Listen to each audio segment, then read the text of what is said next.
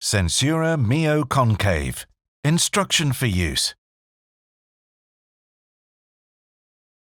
Cut a hole in the adhesive to fit the exact size and shape of the stoma using a pair of small curved scissors and the cutting guide on the adhesive. Thoroughly clean the stoma and the surrounding skin area. The skin must be completely dry before applying the adhesive. Flip all 5 petals of the adhesive to prepare the adhesive for application. And peel off the protective film from the adhesive.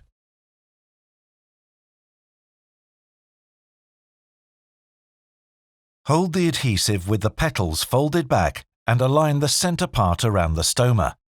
Press the center part carefully onto the skin, then flip the petals down over the outward area.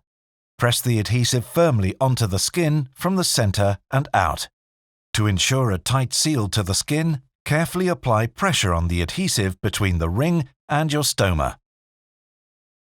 Apply pressure from the center of the adhesive and outwards in multiple directions to ensure secure adhesion between the adhesive and the skin around the stoma. Secure between the petals first and then on the petals.